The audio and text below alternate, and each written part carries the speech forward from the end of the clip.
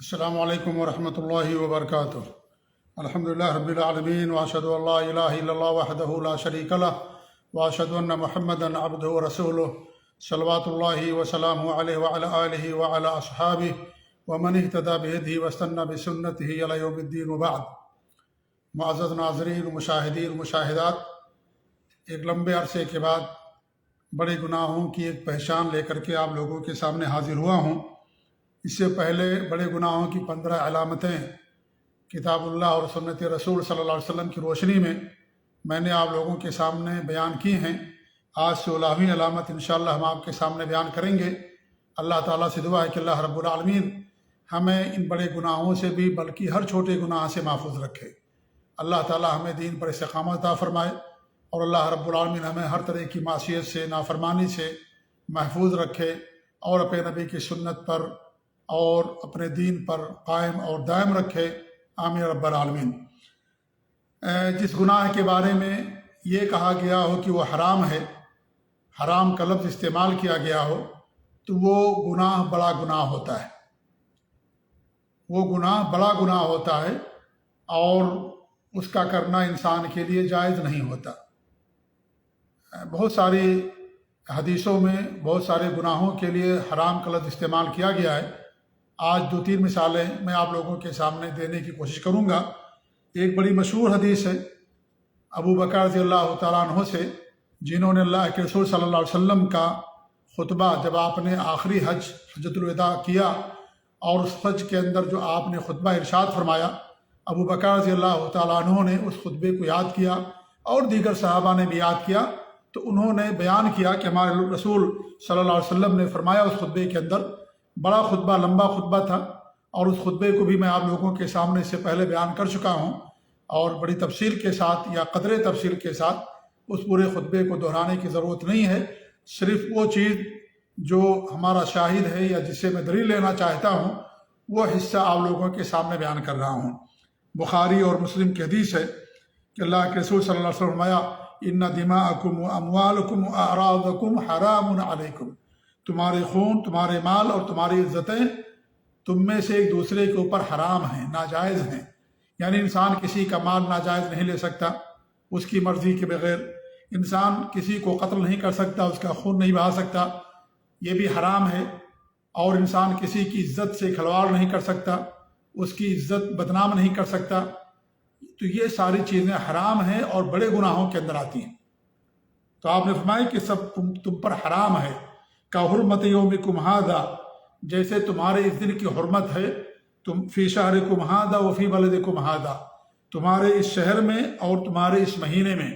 ذوالحجہ کا مہینہ حرمت اور تعظیم و ادب والا مہینہ، مکہ مکرمہ یہ حرمت والا شہر ہے، تعظیم و ادب والا شہر ہے، بلد امین ہے۔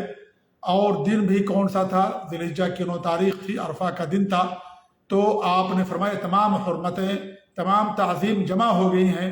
ایسے ایک مسلمان کے خون کی تعظیم کرنا، یا اس کی جان کی تعظیم کرنا، اس کی عزت کی تعظیم کرنا، یا اس کی عزت کا خیال رکھنا، اس کے مال کا خیال رکھنا ایک مسلمان کے لیے ضروری ہے، کہ کوئی کسی کا خون نہ بہائے، کوئی کسی کو قتل نہ کرے، کوئی کسی پر ہاتھ نہ اٹھائے، کوئی کسی پر ظلم نہ کرے، کوئی کسی کے مال کو ناحق طور پر نہ لے، چوری کر کے، بے ایمانی کر کے، رشوت کے طور پر۔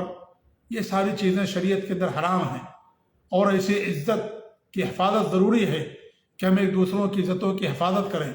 اگر ہم دوسرے کی عزت کی حفاظت کریں گے تو ہماری عزتوں کی بھی حفاظت ہوگی۔ لہذا یہ حرام ہے شریعت کے اندر، قتل کرنا بڑا گناہ ہو گیا، اور اس طریقے سے کسی کے مال کو ناجائز طریقے سے لینا بڑا گناہ ہو گیا۔ اگر انسان ڈکیتی کرتا ہے تو بڑی سخت سزا رکھی گئی اسلام کے اندر، اور اگر انسان چوری کرتا ہے تو اس کے ہاتھ کاٹ لیے جاتے ہیں، اور انسان اگر کسی کو ناحق قتل کرتا ہے تو شریعت کے اندر باقاعدہ یہ قصاص رکھا گیا ہے کہ اسے قتل کر دیا جائے گا، یا کم سے کم اسے دیت دینی پڑے گی، یا اس کے لوگ معاف کر دیں، الگ مسئلہ ہے۔ لیکن شریعت میں باقاعدہ قتل کے بدلے قتل ہے، خون کے بدلے خون ہے۔ تو اس سے پتہ چلتا ہے کہ شریعت کے اندر بڑا گناہ ہے۔ اس طریقے سے کسی کی عزت پر حملہ کرنا، کسی کی عزت پر حملہ کرنا، یہی نہیں بلکہ ہمارے نبی نے فرمایا کہ اگر کوئی آدمی تمہارے دروازے سے سوراخ سے جھانک رہا ہو تو گھر والے کو آپ نے اجازت دی ہے کہ اس کی آنکھ کو پھوڑ دے۔ آپ ذرا غور کریں کہ ایک مسلمان کی عزت یا کسی بھی انسان کی عزت کا شریعت کے اندر کتنا خیال رکھا گیا ہے، کتنی اس کی اہمیت بیان کی گئی ہے کہ اگر انسان اپنے گھر کے اندر ہو اور کوئی دروازے کے سوراخ سے جھانکے تو ہمارے نبی نے فرمایا ہے کہ اس کی آنکھ پھوڑ دو تم۔ تو پھر کسی کی عزت پر حملہ کرنا، زنا کرنا یا کسی کے اوپر الزام لگانا زنا کا، یہ کیسے جائز ہوگا؟ تو یہ سب شریعت کے اندر بڑے گناہ ہیں۔ زنا کرنے کی سزا رکھی گئی، اگر شادی شدہ ہے تو اسے رجم کر دیا جائے گا، اور اگر شادی شدہ نہیں تو 100 کوڑے لگائے جائیں گے، اور اگر کوئی کسی پر الزام تراشی کرتا ہے، زنا کا الزام لگاتا ہے تو اس کو 80 کوڑے لگائے جائیں گے اگر وہ ثابت نہیں کر پاتا ہے تو، مرد ہو یا عورت ہو، چاہے کوئی مرد پر زنا کا الزام لگائے یا عورت پر زنا کا الزام لگائے، کسی دونوں صورتوں میں اگر ثابت نہیں ہوگا تو ان کے اوپر 80 کوڑے لگائے جائیں گے، جیسا کہ اللہ رب العالمین نے قرآن میں ارشاد فرمایا۔ اور ہمارے نبی فرماتے ہیں کہ 7 بڑے گناہ یعنی اس سے بچو، اس میں آپ نے فرمایا وہ قذف المحصنات المؤمنات الغافلات، جو پاک دامن مومنہ عورتیں ہیں اور اس طریقے سے غافل عورتیں ہیں، غافل یعنی کیا نام ہے، سیدھی سادھی بھولی بھالی، ان عورتوں پر اگر کوئی الزام لگاتا ہے تو یہ بھی بڑے گناہوں میں اس کا شمار ہوتا ہے۔ یہاں آپ نے عورتوں کا ذکر اس لیے کیا کیونکہ عام طور پر عورتوں پر اس طرح کے الزام انسان لگاتا ہے، ورنہ اگر کوئی مرد پر الزام لگائے گا تو اس کے اوپر بھی اگر وہ زنا ثابت نہیں کر پائے گا تو اس کو بھی 80 کوڑے لگائے جائیں گے، جیسا کہ علماء نے بیان کیا۔ تو اس سے معلوم ہوا کہ یہ سب بڑے گناہ ہیں۔ صحیح مسلم کی ایک روایت ہے، ابو ہریرہ رضی اللہ عنہ فرماتے ہیں کہ اللہ کے رسول نے فرمایا کل المسلم علی المسلم حرام دمہ وعرضہ ومالہ، ایک مسلمان کے دوسرے مسلمان پر اس کا خون، اس کی عزت اور اس کا مال حرام ہے، حرام ہے، ناجائز ہے، جائز نہیں ہے اس کے لیے کہ کسی کا خون بہائے۔ تو یہ سب بڑے گناہ ہیں کیونکہ آپ نے اس کے لیے لفظ حرام استعمال کیا ہے۔ حرام یہ آخری کیٹیگری ہے، حرام سے اوپر کوئی درجہ نہیں ہوتا ہے، جیسے ہم کہتے ہیں شرک حرام ہے، زنا حرام ہے، تو لفظ جو حرام ہے یہ کسی بھی مسئلے کی سنگینی کو ثابت کرنے کے لیے آخری لفظ ہے۔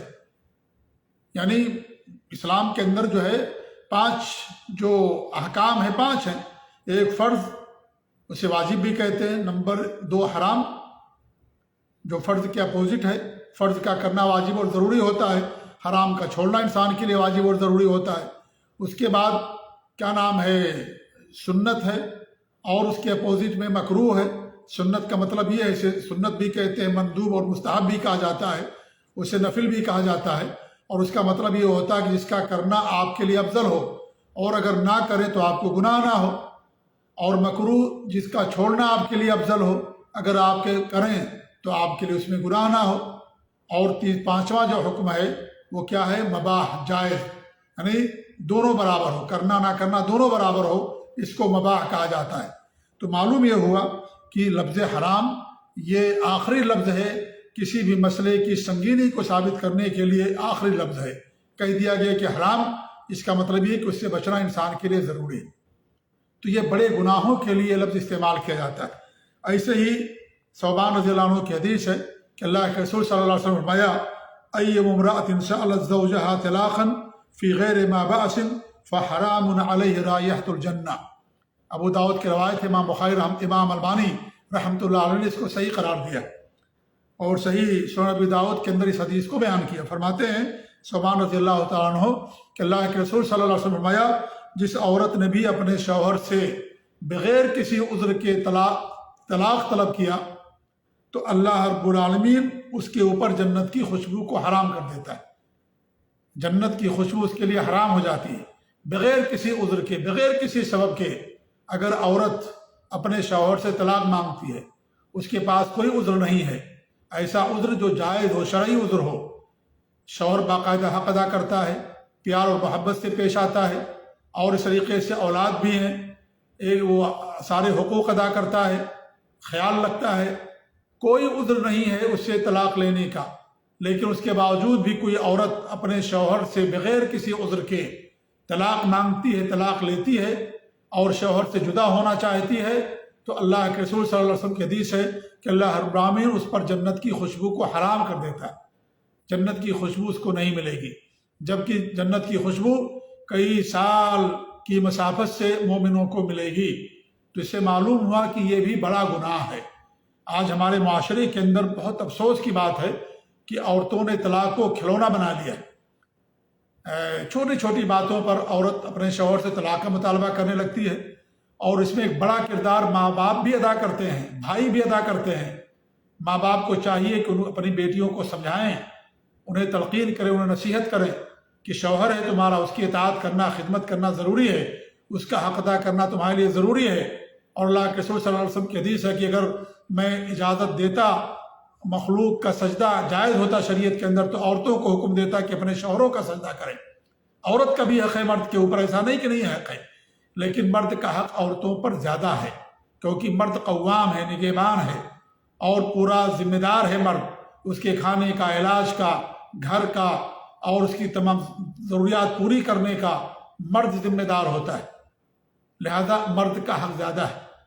तो छोटी सी बात हो जाती है, कभी कभी तो कोई उज़्र नहीं होता, कोई सबब नहीं होता, और औरतें तलाक का मुतालबा कर देती हैं कि हम तुम्हारे साथ नहीं रहेंगे। शौहर में कोई कमी नहीं है, उसके भाई की वजह से या उसकी बहन की वजह से या शौहर के माँ बाप की वजह से या एक साथ रहने की वजह से इस तरह की औरत तलाक का मुतालबा शुरू कर देती है, जबकि शौहर के अंदर कोई कमी नहीं होती और उसके अंदर कोई खामी नहीं होती, सारे हुकूक अदा करता है, उसके बावजूद भी शौहर से तलाक का मुतालबा कर लेती हैं औरतें।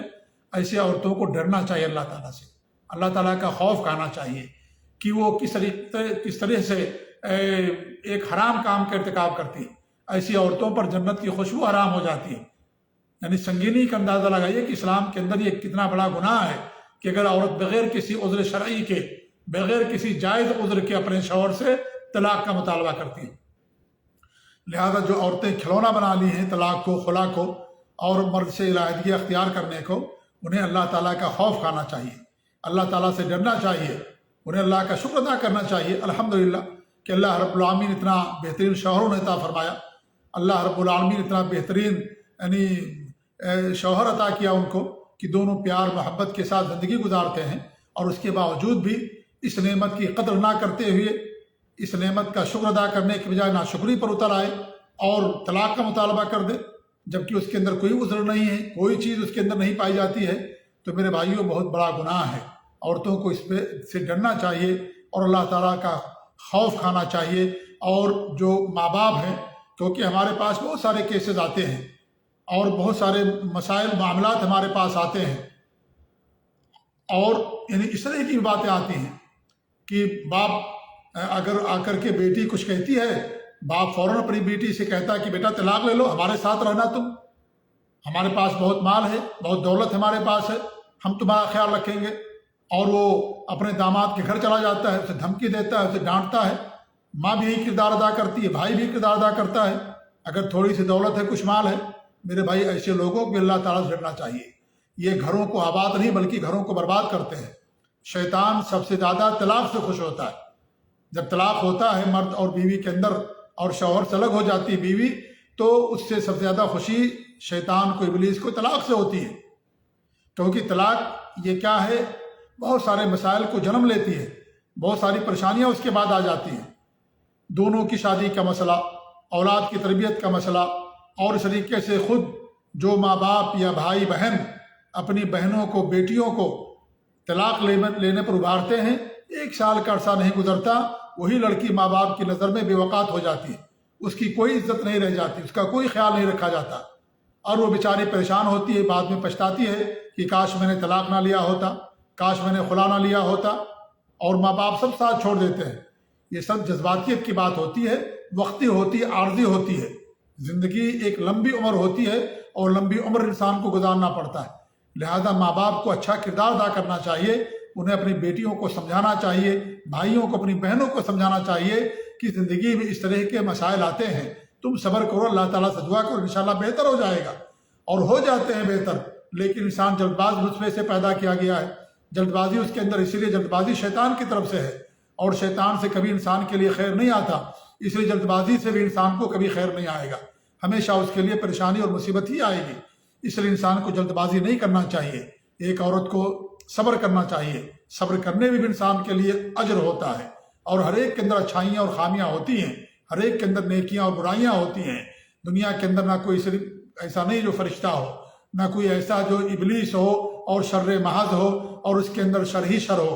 اس لیے دونوں کو چاہیے کہ ایک دوسرے کو برداشت کریں، دونوں کو چاہیے کہ ایک دوسرے کے ساتھ اچھے اخلاق سے پیش آئیں، ایک دوسرے کو حقوق ادا کریں، آنکھیں بند کر لیں، موند لیں، چھوٹی چھوٹی باتوں پر توجہ نہ دیں۔